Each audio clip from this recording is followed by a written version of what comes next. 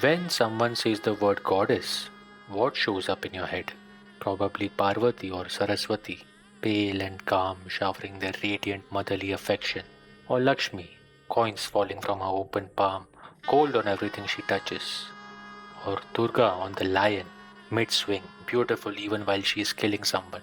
Guidance, wealth, wisdom, strength. That's the deal a goddess offers. She is the good version of power, the one you'd actually want on your side. Now meet this one, an old woman, not like a wise grandmother, but old as in abandoned.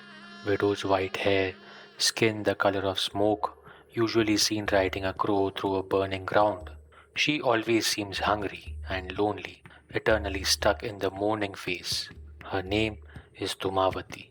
She is a goddess, people actually worship her. And now, meet her friend. A naked woman, deep red skin, standing on an intimate couple. One hand holds a sword, the other holds a head, her own head. She has cut it off herself, and from the open neck, three ropes of blood shoot up, and one of them arcs back into the mouth of the severed head she is carrying. She is drinking her own blood from her own throat. Her name is Chinnamasta, also a goddess, also worshipped. Sit with this for a second. These are not folk demons the mothers warn their kids about, and they aren't the villains of the story. They sit at the center of a serious spiritual tradition, one with its own temples and its own lineages of practitioners who spent entire lives on these 10 faces.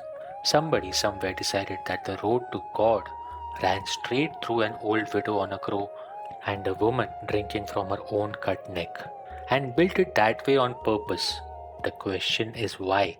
Why would a religion engineer a set of goddesses specifically to disturb you?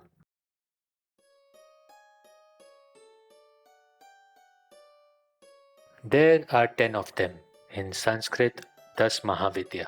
Before we go anywhere near who they are, look at that word, because translating it as goddesses quietly cheats you. Mahavidya means great knowledge. These 10 are not filed under gods, they are filed under knowledge. 10 great pieces of knowledge that happen to come with faces and blood and a crow. Now, what no one really addresses is that the list of the 10 Mahavidyas is not fixed. Open one text and you get one set of 10. Open another and a name drops out and a different goddess walks in. Some tellings even carry an 11th. David Kinsley, the scholar most of this is based on, is careful about exactly this. So, if the members can be swapped out, then the 10 was never really about these specific 10 women. 10 is the shape, they are 10 seats. And the interesting question stops being who is sitting in them and becomes what the seats are for. For that, we have to go back to how the 10 were born. According to some Puranic texts, Sati is married to Shiva against her father's wishes. Her father, Daksha, never accepted it, thinking Shiva is a matted outsider who hangs around cremation grounds, which in fairness he does. Daksha throws a huge sacrifice, a yagna, invites all the gods and the entire family, and purposely leaves out his own daughter and her husband from the guest list. Sati is shattered. She wants to go anyway. It's her home, her father's house. But Shiva says no, don't go where you're not wanted. Sati insists upon it. He refuses again. Sati doesn't cry, nor does she storm out, but her face changes. She darkens and she splits. 10 forms come out of her and take up positions around Shiva, one in every direction, so that whichever way the great god turns to get away from her, another terrifying version of his wife is already standing there looking back. This is the moment the Mahavidyas are born, surrounded on all 10 sides by his own furious wife, wearing 10 faces of destruction. Shiva, the god who once drank poison and dances the universe to ash, looks at this and backs down. Fine, go. The being who ends universes, folded because his wife's rage multiplied by 10 in the living room. That is the oldest recorded case of losing an argument you were never going to win.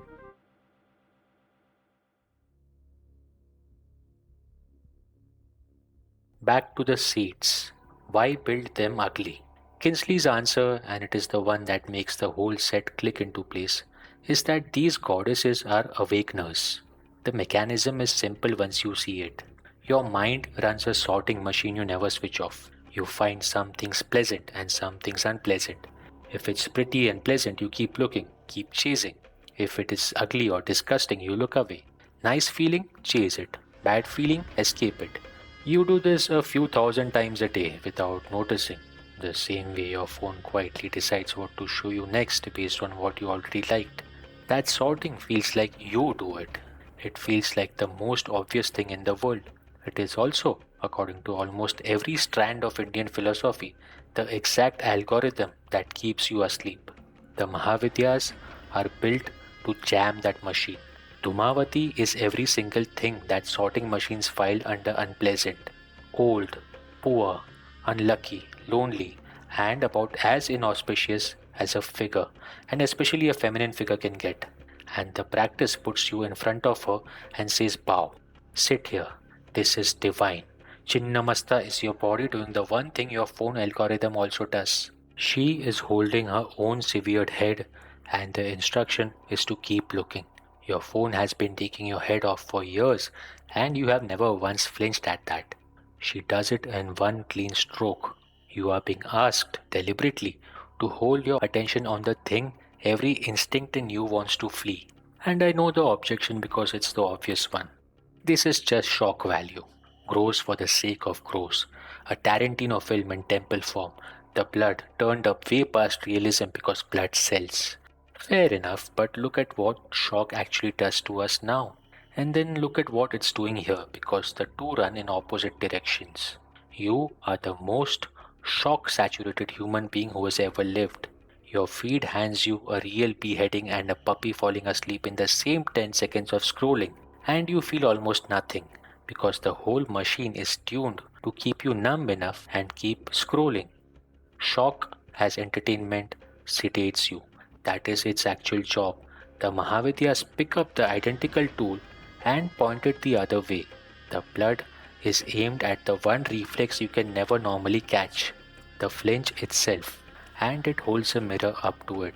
Anybody can feel calm in front of Lakshmi and her gold, or Parvati and a motherly embrace.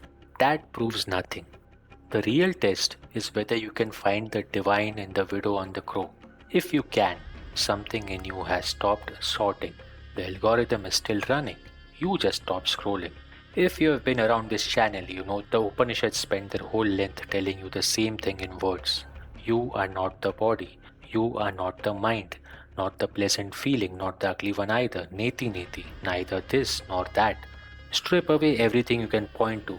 Get rid of the ego and whatever is left witnessing. That is what you actually are. That is what she actually is. That's the Advaita move. The Mahavidyas do the identical thing. They just refuse to do it in words. They do it in a body, on a cremation ground, in all ways that dissolves the distinction of sacred or profane.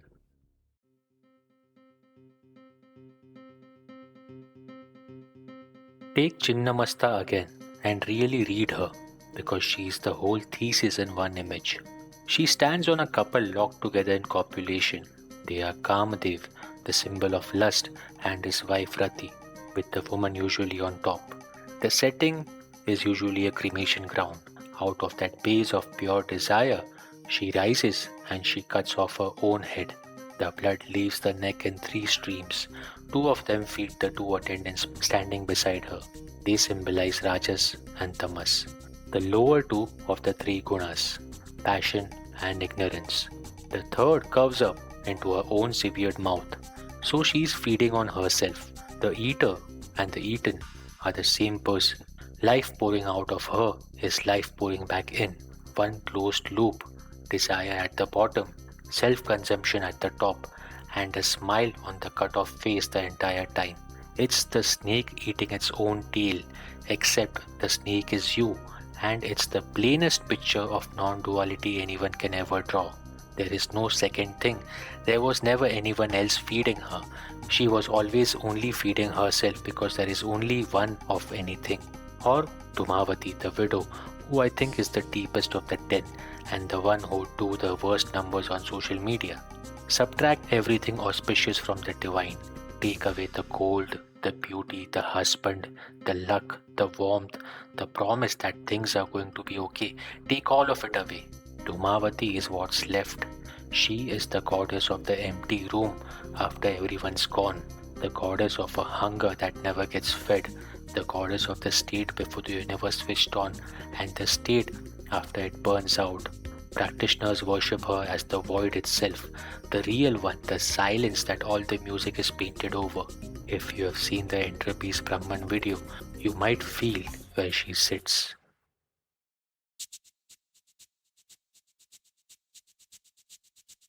The whole practice runs on one plain observation. When you look straight into the eye of fear, something strange happens. The fear disappears. 2 of the 10 are built entirely around that sentence. They are fear itself handed a face, so you finally have somewhere to look. Kali is the first of the 10 and the one all the others are measured against.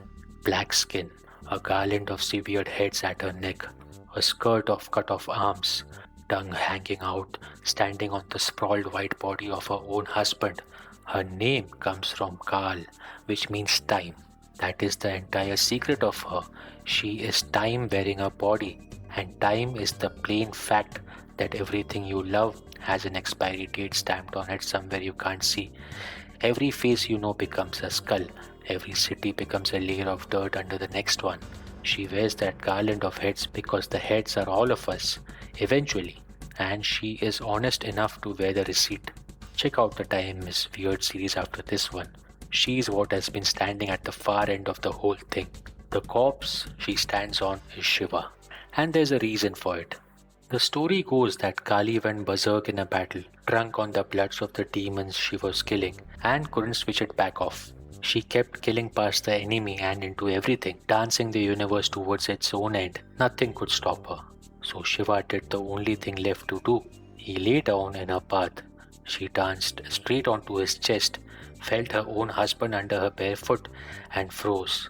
Her tongue shot out of her mouth, and even she looked embarrassed about it. Now sit with what she actually is. You spend your whole life not looking at her at the expiry date, filing it under later.